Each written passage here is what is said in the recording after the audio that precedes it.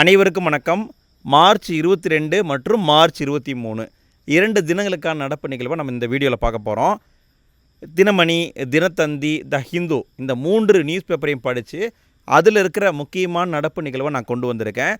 கூடுதலாக இது ரிலேட்டடாக இருக்கிற ஸ்கூல் புக் தகவல் அதையும் நான் கொண்டு வந்திருக்கேன்.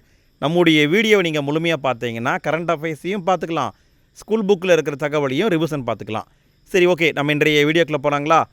ஃபஸ்ட்டு நியூஸாக என்ன போட்டிருந்தாங்க அப்படின்னா, இஸ்ரேலுடைய நடான்ஸ் அப்படிங்கிற அணுசக்தி மையத்தின் மீது ஈரான் தாக்குதல் நடத்தினாங்க அப்படின்னு போட்டிருக்காங்க. இதை பொறுத்த வரைக்கும் தேர்வில் எப்படி கேட்கலாம் அப்படின்னா, டைரெக்டாகவே கேட்கலாம். நடான்ஸ் அப்படிங்கிற அணுசக்தி மையம் எங்கே உள்ளது அப்படின்னு கேட்கலாம். இது வந்து இஸ்ரேல் இருக்குது. வேறு என்ன கேட்கலாம்னா, அணுசக்தி மையம்னா என்ன, அணுக்கரு உலைனா என்ன, அதே மாதிரி அணுமின் நிலையம்னா என்ன, இப்படியெல்லாம் கேட்கலாம். இந்த டிஃப்ரென்ஸ் புரிஞ்சுக்கணும் நீங்கள். இது எங்கே இருக்குன்னா, ஸ்கூல் புக்கில் 10ஆம் வகுப்பில் அறிவியல் புத்தகத்தில் கொடுத்துருக்காங்க. ஃபஸ்ட்டு நம்ம அணுக்கரு உலையை பார்த்துக்கலாம். அணுக்கரு உலைக்கும் அணுமின் நிலையத்துக்கும் என்ன வேறுபாடுன்னு பார்த்தீங்கன்னா, அணுவை வச்சு மின்சாரம் தயாரித்தா அது வந்து அணுமின் நிலையம். அதாவது கல்பாக்கம், கூடங்குளம் இங்கெல்லாம் இருக்கிறதுலாம் வந்து அணுமின் நிலையங்கள். அணுவை வச்சு மின்சாரம் தயாரிக்கிறாங்க. ஆனால் அணுக்கரு உலை என்பது பல்வேறு விதமான ஆராய்ச்சிகளை செய்யக்கூடிய இடம். சரிங்களா? இந்த இரண்டுக்கும் இருக்கிற வேறுபாடை நீங்கள் தெரிஞ்சுக்கணும். அணுக்கரு உலையை பொறுத்த வரைக்கும் முதல் அணுக்கரு உலை 1942 அமெரிக்காவில் சிக்காகோ அப்படிங்கிற நகரம் இருக்குது, அங்கே தான் உருவாக்கப்பட்டிருக்கு. இந்தியாவிலையும் அணுக்கரு உலை இருக்குது. இந்தியாவில் தற்பொழுது 22 அணுக்கரு உலைகள் இருக்குது. 22 இருக்குதுங்க. அதில் முக்கியமானது அப்படின்னு பார்த்தீங்கன்னா, அப்சரான்னு ஒன்று இருக்குது, சைரஸ்ன்னு ஒன்று இருக்குது, துருவா இருக்குது, பூர்ணிமா இருக்குது. இதெல்லாம் பார்த்திங்கன்னா ரொம்ப முக்கியமான அணுக்கரு உலைகள். இதில் இந்த அப்சரான்னு பார்த்தோம் இல்லைங்களா, இதுதான் இந்தியாவில் கட்டப்பட்ட முதல் அணுக்கரு உலை. இந்தியா மட்டும் கிடையாது, ஆசியாவிலேயே கட்டப்பட்ட முதல் அணுக்கரு உலையும் அப்சரா தான். இதை தேர்வில் டைரெக்டாகவே கேட்கலாம். அடுத்து நம்ம என்ன பார்க்க போகிறோம்னா, இந்த அணுசக்தி நிலையம், அணுக்கரு மையங்களை யார் கட்டுப்படுத்துகிறாங்கன்னு பார்க்க போகிறோம். யார் கட்டுப்படுத்துகிறாங்கன்னா, தனியாக ஒரு ஆணையம் இருக்குது. இந்திய அணுசக்தி ஆணையம் அப்படின்னு ஒன்று இருக்குது. 1948 ஆகஸ்ட் மாதம் உருவாக்கப்பட்டிருக்கு. இதனுடைய முதல் தலைவராக ஹோமி ஜஹாங்கீர் பாபா அப்படிங்கிறவர் நியமிக்கப்பட்டிருக்காரு. அவர் ரொம்ப சிறப்பாக செயல்பட்டு அடுத்த லெவலுக்கு இந்த ஆணையத்தை கொண்டு போயிருக்காரு. அதனால் பிற்காலத்தில் இதை வந்து பிஏஆர்சின்னு பேர் மாற்றம் பண்ணியிருக்காங்க. அதாவது பாபா அணு ஆராய்ச்சி மையம்னு பேர் மாற்றம் பண்ணியிருக்காங்க. எங்கே இருக்குன்னா, மும்பையில் இருக்குங்க. அடுத்து நம்ம பார்க்க போகிறது அணுசக்தியை பார்க்க போகிறோம். அணுசக்தி எந்த அளவுக்கு முக்கியம் அப்படின்னு பார்க்கும்போது, இந்தியாவுடைய மின் உற்பத்தியில் அணுசக்தி என்பது 5வது வளமாக இருக்குதுங்க. அதாவது இந்தியாவில் மின்சாரம் தயாரிக்கிறதுல அணுசக்தி 5வது இடத்துல இருக்குது. இந்தியாவுடைய முதல் அணுமின் நிலையம் தாராப்பூர் என்ற இடத்தில் உருவாக்கப்பட்டது. இது எங்கே இருக்குன்னா, மகாராஷ்டிராவில் இருக்குங்க. தற்பொழுது நாட்டில் 7 அணுமின் நிலையங்கள் இருக்குது. அதாவது அணுவை வச்சு மின்சாரம் தயாரிக்கக்கூடிய நிலையங்கள் இருக்குது. அது எங்கெங்கே இருக்குது அப்படின்னு பார்த்தீங்கன்னா, மகாராஷ்டிராவில் இருக்குது, ராஜஸ்தான், குஜராத், உத்தரப்பிரதேசம், கர்நாடகா, இந்த 5 மாநிலங்கள்லேயும் 5 இருக்குது. தமிழ்நாட்டில் 2 இருக்குதுங்க. தமிழ்நாட்டில் கல்பாக்கம், கூடங்குளம் 2 இடத்துல இருக்குது. மொத்தம் 7 இடம்னு பார்த்துட்டோம் இல்லைங்களா? சரி, அடுத்து நம்ம என்ன பார்க்க போகிறோம்னா, இந்த அணுக்கரு உலை அல்லது அணுமின் நிலையங்களில் என்னென்ன பொருட்களை பயன்படுத்துகிறாங்கன்னு பார்க்க போகிறோம். இதை வந்து பொருத்துகளை கேட்க வாய்ப்பு இருக்குது. எரிபொருளாக பயன்படுறது யுரேனியம், தனிப்பானாக பயன்படுறது கிராஃபைட்டு கனநீர், கட்டுப்படுத்தும் களியாக பயன்படுவது போரான் காட்மியம், குளிர்வைப்பானாக பயன்படுவது நீர், காற்று, ஹீலியம், தடுப்புச் சுவராக பயன்படுவது காரியம். இதை வந்து பொருத்துகளை கேட்க வாய்ப்பு இருக்குது, அல்லது டைரெக்டாகவே கேட்கலாம். எப்படி கேட்கலாம் அப்படின்னா, அணுக்கரு உலை அணுமின் நிலையங்களில் தனிப்பானாக பயன்படுவது என்ன அப்படின்னு கூட கேட்கலாம். சரிங்களா? ஸோ இதனால் பார்த்து வச்சுக்கோங்க. அடுத்த செய்தின்னு பார்க்கும்போது, நீதி சட்டங்களில் புரிதல் இல்லாமல் வளர்ச்சியடைந்த இந்தியா என்பது சாத்தியமில்லை அப்படின்ட்டு தமிழ்நாட்டுடைய ஆளுநர் மாண்புமிகு ஆர்வி ஆர்லேக்கர் அவர் வந்து தெரிவித்திருக்காரு. அவர் இன்னும் சில தகவல்களை சொல்லியிருக்காரு. என்ன சொல்லியிருக்காருன்னா, உலகத்திலேயே அதிக அளவு வழக்குகள் இந்தியாவில் தான் நிலுவையில் இருக்குது அப்படின்னு சொல்லியிருக்காங்க. குறிப்பாக வந்து 5.4 கோடி வழக்குகள் தேக்கமாக இருக்குது அப்படின்ட்டு இருக்காங்க. 30 ஆண்டுகளுக்கு மேலே இருக்கிற வழக்குகள்னால் 2 லட்சம் இருக்குதுன்னு சொல்கிறாங்க. நிறைய வழக்குகள் தேங்கி இருப்பதாகவும் அதை வந்து சீக்கிரமே முடிக்கணும் அப்படிங்கிற மாதிரி அவங்க சொல்லியிருக்காங்க. அது மட்டும் இல்லாமல் இன்னொரு வாசகத்தையும் சொல்லியிருக்காங்க. 1992 பஞ்சாயத்து ராஜ் சட்டம் கொண்டு வந்தாங்க, அது வந்து அதிகாரத்தை பரவலாக்கியது அப்படின்னும் குறிப்பிட்டிருக்காங்க. இது சம்மந்தமாக நம்ம என்ன பார்க்க போகிறோம்னா, உயர்நீதிமன்றம் அப்படின்னா என்ன, அடுத்து லோக் அதாலத்து, நீதித்துறையில் வேறு என்னென்ன புதுமையை கொண்டு வந்திருக்காங்கன்னு பார்க்க போகிறோம். இதெல்லாம் எங்கே இருக்குன்னா, ஸ்கூல் புக்லேயும் இருக்குது. 8ஆம் வகுப்பில் சமூக அறிவியல் புத்தகத்தில் குடிமையியல் பக்கத்தில் கொடுத்துருக்காங்க. உயர்நீதிமன்றம் அப்படின்னு பார்க்கும்போது 1862 கல்கத்தா உயர்நீதிமன்றம் உருவாக்கப்பட்டது. இதுதான் நாட்டுடைய மிக பழமையான உயர்நீதிமன்றம். இதை டைரெக்டாகவே கேட்கலாம். மிக பழமையான உயர்நீதிமன்றம் என்னன்னு கேட்கலாம். எதுங்க? கல்கத்தா உயர்நீதிமன்றம் எப்போ உருவாக்கப்பட்டது? 1862. அலகாபாத் உயர்நீதிமன்றம் நாட்டின் மிகப்பெரிய உயர்நீதிமன்றம். இதையும் கேட்கலாம். நாட்டுடைய மிகப்பெரிய உயர்நீதிமன்றம் என்னென்னு கேட்கலாம். அலகாபாத். 1950 ஜனவரி 28 உச்சநீதிமன்றமானது தொடங்கப்பட்டிருக்கு. ஸோ இதையும் கேட்கலாம். உச்சநீதிமன்றம் எப்போது தொடங்கப்பட்டது அப்படின்னு கேட்கலாம். 1950 ஜனவரி 28. அடுத்து வழக்குகளை சீக்கிரமாக முடிக்கணும் அப்படிங்கிறதுக்காக லோக் அதாலத்துங்கிறத கொண்டு வந்திருக்காங்க. இதை மக்கள் நீதிமன்றங்கள் அப்படின்னு சொல்லுவாங்க. முதல் லோக் அதாலத் எங்கே நடந்ததுன்னா 1982 குஜராத் மாநிலத்தில் ஜூனாகத்னு ஒரு இடம் இருக்குது. அங்கே தான் முதல் லோக் அதாலத் நடந்திருக்கு. இந்த லோக் அதாலத்தில் யார் யார் வருவாங்கன்னு பார்த்தீங்கன்னா மொத்தம் 3 பேர் இருப்பாங்க. ஒரு நீதிபதி, ஒரு சமூக பணியாளர், ஒரு வழக்கறிஞர் இருப்பாங்க. அடுத்து வழக்கு தொடுத்தவர், ஆப்போசிட் பார்ட்டி, இவங்கெல்லாம் இருப்பாங்க. வழக்கை சுமூகமாகவே முடிக்க ட்ரை பண்ணுவாங்க. அடுத்து வேறு என்னென்ன பண்ணியிருக்காங்கன்னா விரைவு நீதிமன்றங்கள் அப்படிங்கிறத கொண்டு வந்திருக்காங்க. 2000 கொண்டு வந்தாங்க. நீதிமன்றங்கள் 2005 கொண்டு வந்தாங்க. அடுத்து நீதி பேராணை, இதை தேர்வில் கேட்டிருந்தாங்க ஃப்ரெண்ட்ஸ். உச்சநீதிமன்றம், உயர்நீதிமன்றம் இந்த இரண்டும் நீதி பேராணையை வெளியிடலாம். உச்சநீதிமன்றம் சட்டப்பிரிவு 32 அடிப்படையாக வச்சும், உயர்நீதிமன்றம் சட்டப்பிரிவு 226 அடிப்படையாக வச்சும் நீதி பேராணைகளை வெளியிடலாம். இதை தேர்வில் கேட்டிருக்காங்க ஃப்ரெண்ட்ஸ். இனியும் கேட்க வாய்ப்பு அதிகமாகவே இருக்குது. அடுத்த செய்தி அப்படின்னு பார்த்தீங்கன்னா குறையும் காசநோய் பாதிப்பு அப்படின்னு போட்டிருந்தாங்க. அதாவது மார்ச் 24 உலக காசநோய் தினம். ஸோ இதை மையப்படுத்தி இந்த கட்டுரை போட்டிருந்தாங்க. இந்த டேட்டை டைரெக்டாகவே கேட்கலாம். உலக காசநோய் தினம் என்று கொண்டாடப்படுகிறது அப்படின்னு கேட்கலாம். மார்ச் 24 என்பது கரெக்டு. சரி, இந்த காசநோயை யார் கண்டுபிடிச்சாங்க அப்படின்னா ராபர்ட் ஹாக் அப்படிங்கிறவர், ஜெர்மனி நாட்டை சேர்ந்தவர். அவர் தான் ஃபஸ்ட்டு கண்டுபிடிச்சார். காசநோயை ஒழிப்பதற்காக அரசாங்கம் நிறைய திட்டங்கள் கொண்டு வந்திருக்காங்க. 1962 தேசிய காசநோய் திட்டம் கொண்டு வந்தாங்க. 1997 திருத்தப்பட்ட தேசிய காசநோய் கட்டுப்பாட்டு திட்டம் கொண்டு வந்தாங்க. 2020 தேசிய காசநோய் ஒழிப்பு திட்டம் கொண்டு வந்தாங்க. காசநோயால் பாதிக்கப்பட்டவங்களுக்கு உதவித்தொகையும் கொடுக்குறாங்க. இதுக்கு பேர் பார்த்திங்கன்னா நிக்ஸை மித்ரா அப்படிங்கிற திட்டம். இந்த திட்டத்தை கேட்க வாய்ப்பு இருக்குது. அடுத்து நம்ம என்ன பார்க்க போகிறோம்னா இதே மாதிரி இருக்கிற சில நோய்களை நம்ம பார்க்க போகிறோம். இது எங்கே இருக்குன்னா 7th புத்தகத்தில், அறிவியல் புத்தகத்தில் இருக்குது. தொற்று நோய்கள் எப்படி பரவுதுன்னா வெக்டார் மூலமாக பரவுது. வெக்டார் அப்படின்னா கடத்தின்னு அர்த்தம். நோயை கடத்தும் கிருமிகள். சரிங்களா? சரி, இதில் ஃபஸ்ட்டு நான் பார்க்க போகிறது காசநோய். காசநோய் எப்படி பரவுது அப்படின்னா மைக்கோபாக்டீரியம் டியூபர்குலே அப்படிங்கிற பாக்டீரியா. ஸோ இதையும் பார்த்துக்கோங்க. பாக்டீரியாவா, வைரஸா, வேறு என்ன அப்படிங்கிறதையும் பார்த்துக்கோங்க.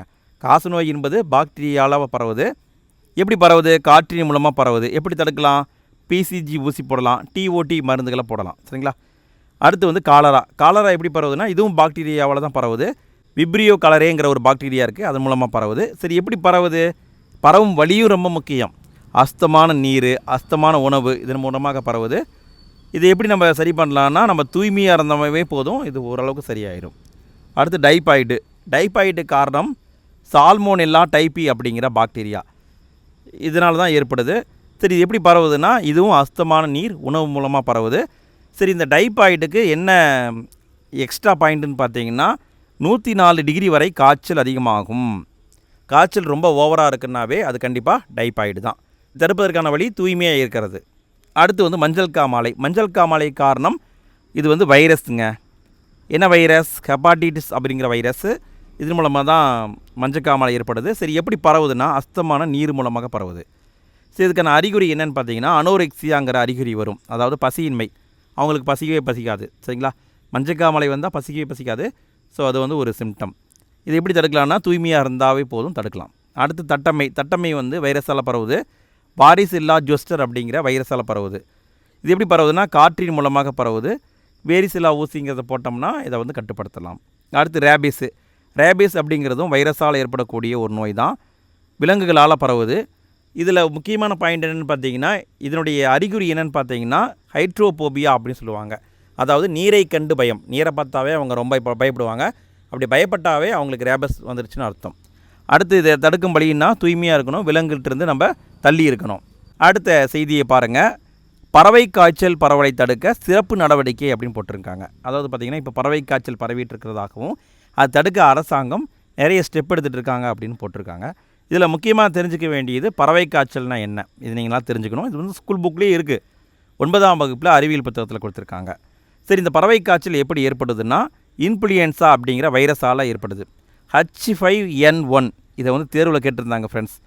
கிட்டத்தட்ட பன்றி காய்ச்சல், பறவை காய்ச்சல் இந்த ரெண்டுக்கு மட்டும்தான் இந்த மாதிரி வாசகம் வரும். இதை தேர்வில் கேட்டிருக்காங்க. ஸோ நல்லா பார்த்துக்கோங்க.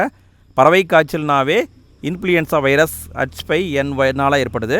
இதனுடைய காலம்னா 2 முதல் 7 நாட்கள் வந்து இருக்கும். இந்த பறவை காய்ச்சலை ஃபஸ்ட்டு எங்கே கண்டுபிடிச்சாங்கன்னா 1992 தெற்கு சீனாவில் ஹாங்காங்கில் கண்டுபிடிச்சாங்க. 1997 உலக சுகாதார நிறுவனம் மனிதர்களில் இது பரவுது அப்படிங்கிறத கண்டுபிடிச்சாங்க. 2003 டிசம்பரில் இதனுடைய வெளிப்பாடு, அதாவது நோய் எந்த அளவுக்கெல்லாம் அஃபெக்ட் பண்ணும் அப்படிங்கிறது நமக்கு தெரிஞ்சது. அடுத்து வந்து பன்றி காய்ச்சல். இது ரொம்ப ரொம்ப முக்கியங்க.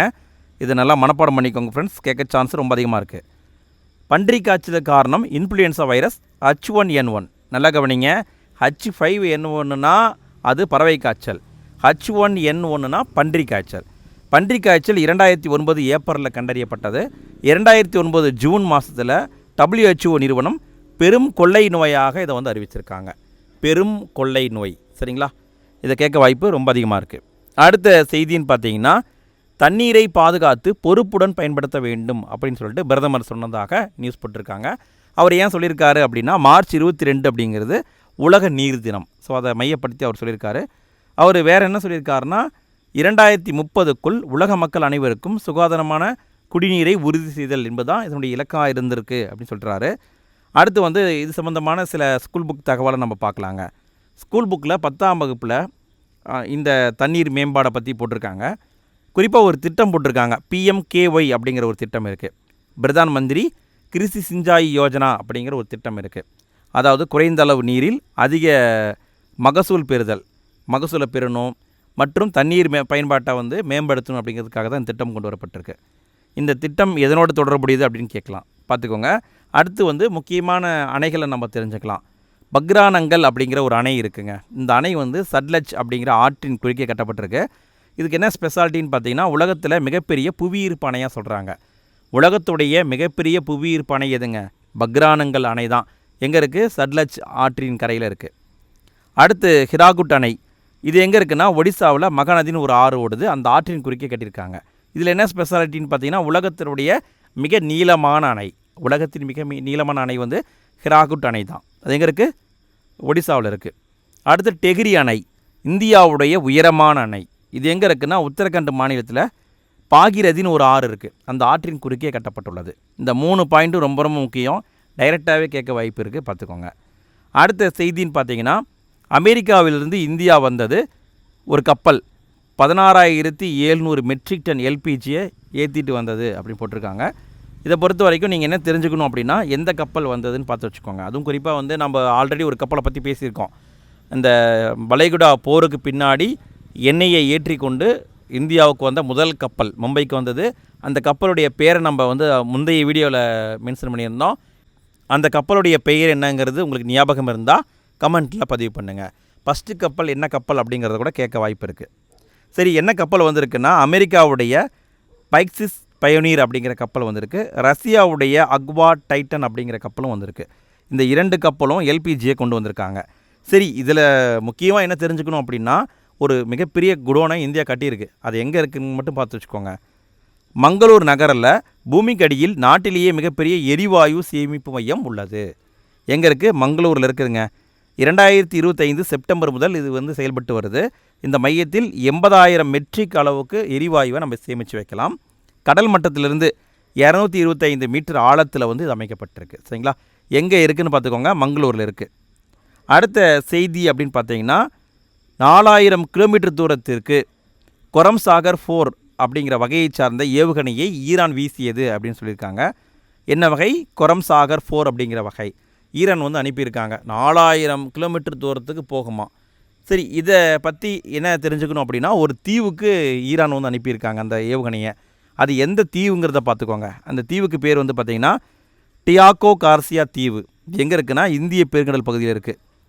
இங்கே வந்து என்ன இருக்குன்னா, அமெரிக்கா மற்றும் இங்கிலாந்து நாட்டுடைய படைத்தளம் இருக்குது. இது வந்து இங்கிலாந்துடைய கட்டுப்பாட்டில் ஒரு காலனியக நாடாக இருந்திருக்கு. 1968 வரைக்கும் மொரிசியஸுடைய இங்கிலாந்து காலனி நாடாக இந்த பகுதி இருந்திருக்கு. 1965 சாக்கோஸ் தீவு அப்படிங்கிறத மொரிசியஸிலிருந்து பிரித்தாங்க. நல்லா கவனிங்க ஃப்ரெண்ட்ஸ்.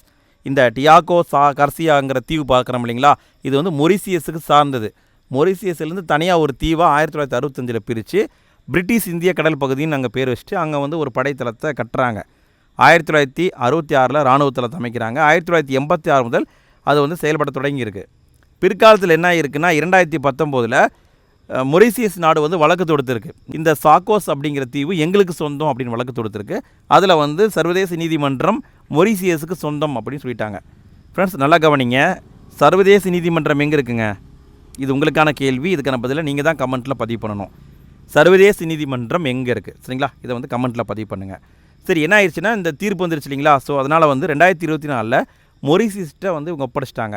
ஆனாலும் இந்த இராணுவ தளம் இருக்குது பார்த்தீங்களா, அதை மட்டும் 30 வருடத்துக்கு குத்தகைக்கு அவங்க எடுத்துக்கிட்டு அதை வந்து அப்படியே வச்சுருக்காங்க சரிங்களா? அங்கே தான் வந்து ஈரான் வந்து இப்போ வந்து ஏவுகணை அனுப்பியிருக்காங்க. இந்த தீவை பற்றி கொஞ்சம் பார்த்து வச்சுக்கோங்க, எங்கே இருக்குது அப்படின்னு பார்த்து வச்சுக்கோங்க. அடுத்த செய்தின்னு பார்த்தீங்கன்னா கடைசி செய்திங்க, பெண்கள் ஆசிய கோப்பை கால்பந்து போட்டி. இதில் வந்து ஆஸ்திரேலியாவை வீழ்த்தி ஜப்பான் வந்து சாம்பியன் ஆகியிருக்காங்க. எங்கே நடந்ததுன்னா ஆஸ்திரேலியாவில் சிட்னிங்கிற ஒரு நகரம் இருக்குது, அங்கே நடந்திருக்கு. இது வந்து 21வது பெண்கள் ஆசிய கோப்பை கால்பந்து போட்டி. இல்லை யார் சாம்பியன் பார்த்துக்கோங்க. யார் சாம்பியன்? Japan champion. யாரை வீழ்த்தினாங்க? ஆஸ்திரேலியாவை வீழ்த்தினாங்க. எங்கே நடந்ததுன்னா ஆஸ்திரேலியாவில் நடந்தது. ஓகே ஃப்ரெண்ட்ஸ், அவ்வளோதான் ஃப்ரெண்ட்ஸ், இன்றைய கரண்ட் அஃபேர்ஸை நம்ம முடிச்சிட்டோம். ஃப்ரெண்ட்ஸ், இந்த வீடியோ பிடிச்சிருந்தால் மறக்காமல் லைக் போடுங்க, உங்கள் ஃப்ரெண்ட்ஸ்க்கு ஷேர் பண்ணுங்கள். வீடியோ பற்றிய ஃபீட்பேக்கை மறக்காமல் கமெண்ட்டில் பதிவு பண்ணுங்கள். இதே மாதிரி நம்ம தினமும் நடப்பு நிகழ்வு வீடியோ போட்டுட்ருக்கோம். அடுத்த நாளுக்கான நடப்பு நிகழ்வு வீடியோ எண்டு ஸ்க்ரீனில் வந்திருக்கும், அதை கிளிக் பண்ணுங்கள். அடுத்த வீடியோவில் நம்ம தொடர்ந்து சந்திப்போம்.